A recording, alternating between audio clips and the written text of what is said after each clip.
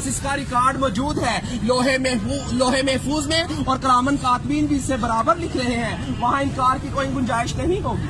वहाँ छुपना चाहोगे छुप नहीं सकोगे, वहाँ भागना चाहोगे भाग नहीं सकोगे। मेरे भाइयों, हम तो नाचने गाने वाले थे, अल्लाह पाक ने कहाँ गंदगी के ढेर से उठाया, कहाँ अंबिया वाले काम में बिठा दिया, और आज लाके आप लोगों के सामने खड़ा कर दिया। अभी भी नहीं समझोगे तो कब समझोगे? नबी तो किसी ने आना नहीं, अल्लाह तो गिरे पड़ों को उठा उठा के आपके सामने खड़ा कर दिखा रहा है। अल्लाह ने जिल्लत के नक्शों में इज्जत देकर दिखा दिया।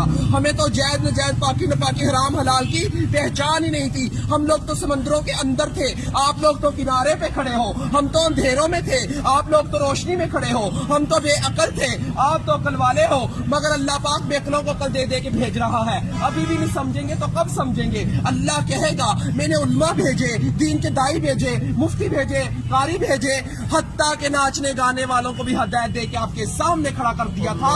और वो भी यही कह रहे थे लोगों अल्लाह की तरफ आ जाओ। वहाँ कोई उज़र चलने वाला नहीं, अल्लाह दुनिया में सारे उज़र पूरे किए जा रहे हैं। अगर आप लोग दीन का काम मकसद बनाकर नहीं करेंगे तो अल्लाह हम जैसों से दीन का काम लेगा। अल्लाह किसी का मोहताज नहीं है, हम सब अल्लाह के मोहताज है। अबराह के लश्कर को अल्लाह पाक ने परिंदों के जरिए अबाबील के जरिए हलाक किया और बैतुल्लाह शरीफ की हिफाजत फरमाकर दिखाई। नमरूद को एक मच्छर के जरिए हलाक किया, जिस बादशाह के तख्त पर बैठकर वो सजदे करवाया करता था, उसी बादशाह के तख्त पर बैठकर अल्लाह पाक ने उसके सर में चित्तर मरवा के दिखाए। अल्लाह किसी का मोहताज नहीं है, हम सब अल्लाह के मोहताज हैं। मेरे भाइयों, अगर ये तबलीग की मेहनत ना होती तो हम जैसे कैसे राह रास्ते आते। ये काम बिल्कुल हक और सच है मेरे भाइयों, ये अंबिया वाला काम है, नबी तो किसी ने आना नहीं है। अगर ये तबलीग की मेहनत ना होती, चोर फराड जिनाई कैसे राह रास्त पे आते?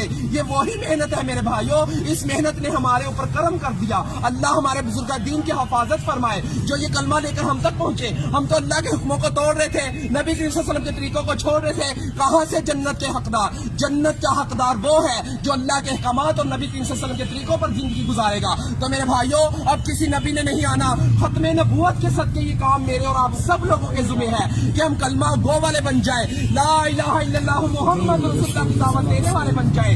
हर नगरी नगरी, बस्ती बस्ती, गांव गांव, शहर शहर, ऑल टू वर्ल्ड इस कलमे को लेकर जाना मेरे और आप सब लोगों के जुम्मे है। तो मेरे भाइयों, अल्लाह के हरूफ 4, मुहम्मद के हरूफ 4, आसमानी किताबें 4, बड़े फरिश्ते 4, नबी करीम सल्लल्लाहु अलैहि वसल्लम के दोस्त 4, खाना काबा के कोने 4, इमाम 4। इसी वजह से बुजुर्ग कहते हैं पहली फुर्सत में 4 महीने लगाकर इस काम को सीखे और जिंदगी का मकसद बनाकर चले।